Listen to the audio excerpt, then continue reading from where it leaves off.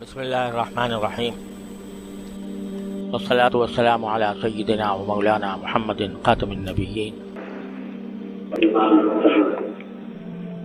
وعلى آله وأصحابه أجمعين وعلى كل من تبعهم بإحسان إلى يوم الدين.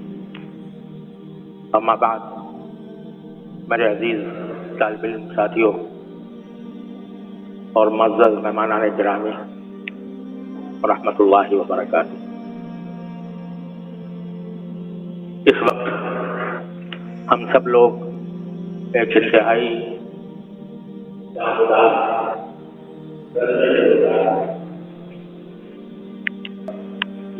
زبان پر لاتے ہوئے بھی دل کٹ رہا ہے کہ ہمارے دارالعلوم کے گرامی میرے بہت ہی محسن اور مضبوط بھائی، جن کے ساتھ میرا 75 سال کا ساتھ رہا ہے، آج جو اللہ تبارک و تعالیٰ نے ان کے وقت موعود پر انہیں اپنے پاس بلا لیا۔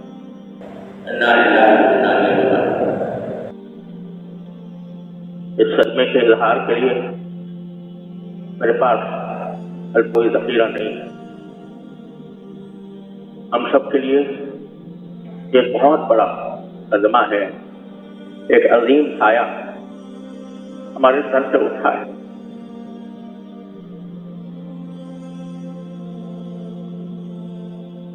آپ حضرات جانتے ہیں کہ تقریباً 2 سال سے حضرت صاحب فراج تھے،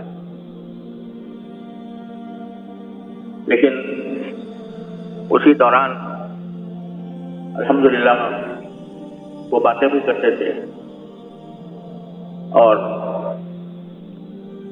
مجموعی اعتبار سے کمزوری کے سوا کوئی بڑا مرض نہیں تھا۔ اگر بیچ میں کچھ امراض پیش آئے، ایسی حالتیں بھی ہوئیں جن میں مایوسی کے قریب پہنچ گئے، لیکن اللہ تبارک و تعالیٰ نے اپنے فضل و کرم سے انہیں دوبارہ صحت عطا فرمائی، اور ہم اللہ تعالیٰ کے فضل و کرم کے بھروسے پر ان کی عیادت بھی کرتے رہے، ان سے باتیں بھی ہوتی رہیں، اور اب کچھ عرصے سے ان کی جو رپورٹیں ہیں وہ بھی بہت اچھی آ رہی تھیں۔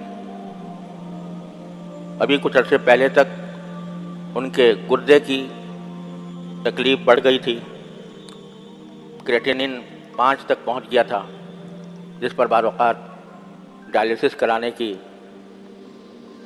تاکید کی جاتی ہے، لیکن الحمدللہ آخری رپورٹ جو اب آئی وہ 100% نارمل تھی، اور 1.3 ان کی کریٹینن کی رپورٹ آئی، اور بھی رپورٹیں سب اچھی آ رہی تھیں، اور آج انہوں نے باتیں بھی کی اور مغرب کے بعد پانی بھی مانگا، پانی بھی پیا، اور تمام حالات تقریباً نارمل جیسے تھے۔ صرف اتنی بات ہے کہ کمزوری بے انتہا تھی، جس کی وجہ سے غذا ان کو ناک سے دی جا رہی تھی۔ لیکن اچانک میں عشاء کی نماز کی اذان کے بعد نماز کی تیاری کر رہا تھا کہ اتنے میں مجھے وہاں جو ان کے پاس ان کی تیمارداری کے لیے ماشاءاللہ دن رات اپنے ساتھی لگے ہوئے تھے، ان کی طرف سے پیغام آیا کہ طبیعت بگڑ رہی ہے۔ جا کر میں نے دیکھا تو ان کے سانس کی رفتار، جسے سیچوریشن کہتے ہیں، وہ بہت گر گئی تھی۔ آکسیجن لگائی گئی، پوری آکسیجن لگائی گئی، لیکن وہ کسی طرح قابو میں نہیں آ رہی تھی، اور غالب گمان یہ ہے کہ صرف 1 منٹ کا فرق تھا کہ 1 منٹ کے اندر سانس کی رفتار 0 تک پہنچ گئی، اور بظاہر ایسا لگتا ہے کہ شاید دل کا حملہ ہوا، اور اس کے نتیجے میں سانس کی رفتار بھی نیچے چلی گئی۔ تھوڑی دیر تک جو تدبیریں डॉक्टरों ने बताई थी, टेलीफोन पर उनसे रब्ता भी था और आ भी रहे थे, उसके मुताबिक तदबीरें भी की जाती रहीं। लेकिन जब वक्त अल्लाह ताला का मुकर्रर किया हुआ आ जाता है तो कोई तदबीर इंसान की काम नहीं करती। ऐसा लगा कि वो हमने जो महसूस किया कि जो अलामतें मॉनिटर पर आ रही थीं उनके लिहाज से उनका ब्लड प्रेशर भी गिर गया था और सैचुरेशन भी गिरकर 0 तक पहुंच गई थी। लेकिन यह उम्मीद भी थी, अल्लाह ताला से आस भी लगाई हुई थी कि जो उनके मालिज हैं वो पहुंचने वाले थे, वो आकर हो सकता है कोई, उन्होंने टेलीफोन पर जो तदबीरें बताई थीं वो भी अल्हम्दुलिल्लाह की गई। लेकिन जब वो आए और आकर देखा तो उन्होंने हमें यह खबर दी कि अब अल्लाह ताला ने उनको अपने पास बुलाया। इन्ना लिल्लाहि व इन्ना इलैहि राजिऊन, इन्ना लिल्लाहि व इन्ना इलैहि राजिऊन, इन्ना लिल्लाहि व इन्ना इलैहि राजिऊन। एक बंदे के पास इसके सिवा कोई रास्ता नहीं है कि अल्लाह जल्ल जलालुहू के फैसले पर राज़ी रहे। दिल में सदमे के तूफान भी हो, रोना भी आ रहा हो, दिल भी बेचैन हो, लेकिन ला नक़ुलु इल्ला मा युर्ज़ी रब्बना, जैसे कि रसूल करीम सल्लल्लाहु अलैहि वसल्लम ने इरशाद फरमाया। अल्लाह ताला का फैसला है, बरहक है। हर एक इंसान का एक वक्त मुकर्रर है, कोई उससे खाली नहीं, उससे कोई 1 मिनट पहले 1 मिनट पीछे उसको नहीं किया जा सकता।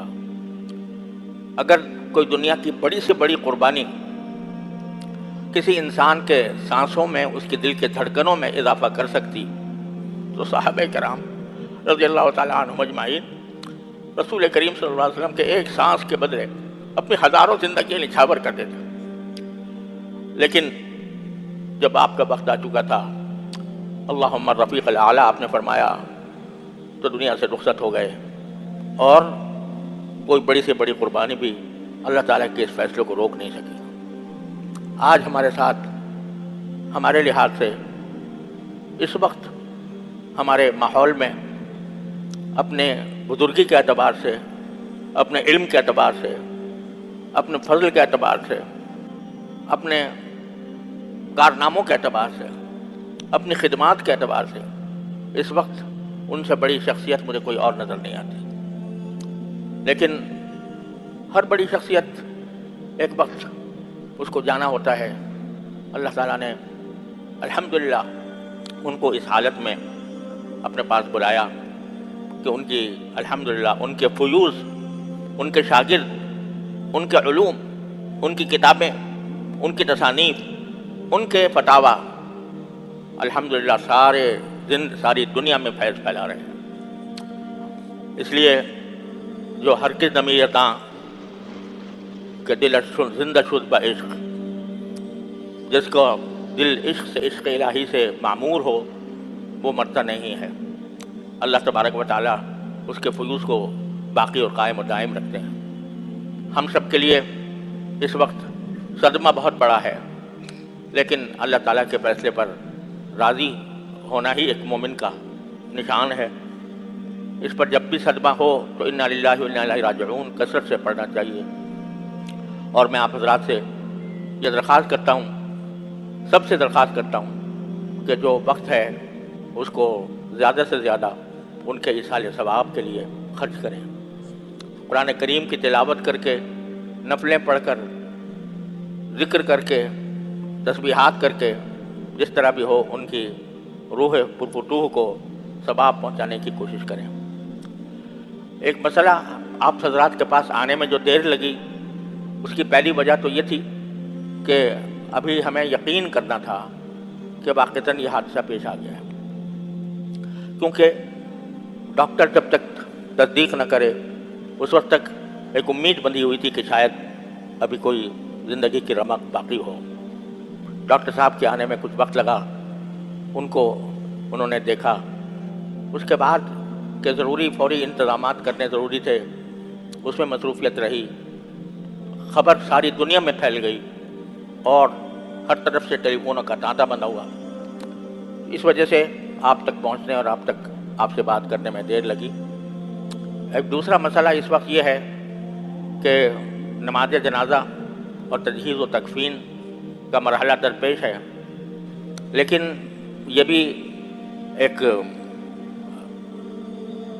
افسوسناک سی صورتحال ہے کہ ان کے جلیل القدر صاحبزادے مولانا محمد زبیر صاحب، اللہ تعالیٰ ان کے عمر میں، علم میں، عمل میں برکت عطا فرمائے، وہ اس وقت سفر پر ہیں، اور نماز جنازہ کا وقت کا تعین اس بات پر موقوف ہے کہ ان کی واپسی کے لیے جو سیٹیں بک کرائی جا رہی ہیں ان کا صحیح پتہ چل جائے۔ ان کا صحیح پتہ چلنے کے بعد ہم یہ فیصلہ کر سکیں گے کہ نماز جنازہ کس وقت کی جائے۔ ظاہر ہے کہ حضرت رحمۃ اللہ علیہ کہ وہ ولی اقرب ہیں، اور انہی سے اجازت لے کر اور انہی کے مشورے پر ہمیں عمل کرنا ہے۔ اس لیے ابھی اس کا انتظار ہے کہ ان کی کون سی پرواز سے ان کی سیٹ ہوتی ہے۔ جب وہ صورتحال واضح ہو جائے گی تو انشاءاللہ ہم اعلان کریں گے کہ نماز جنازہ کب ہوگی، اور اس سے پہلے آج رات میں ہی امید ہے کہ انشاءاللہ صورتحال واضح ہو جائے گی، تو ہم رات ہی میں بھی اعلان کرنے کی کوشش کریں گے، ورنہ زیادہ سے زیادہ صبح فجر میں اعلان ہو جائے گا۔ اس وقت تک آپ حضرات پرسکون رہیں اور اللہ تعالیٰ سے لو لگائیں، اللہ تبارک و تعالیٰ سے ان کی مغفرت کی، ان کے درجات کی بلندی کی دعائیں کریں، اور جتنا ہو سکے انہیں ایصال ثواب کرنے کی کوشش کریں۔ بس یہ چند کلمات تھے جو مجھے آپ حضرات سے اس وقت کہنے تھے۔ اللہ تبارک و تعالیٰ اپنے فضل و کرم سے ہمیں اس عظیم صدمے کو سہارنے کی توفیق عطا فرمائے، اور اللہ تعالیٰ ہمارے ملت پر، ہماری قوم پر، ہمارے ملک پر، ہمارے دارالعلوم پر جو صدمہ آیا ہے، اللہ تبارک و تعالیٰ اس کی ذمہ داریوں سے اپنی رضا کے مطابق عہدہ برا ہونے کی توفیق عطا فرمائے۔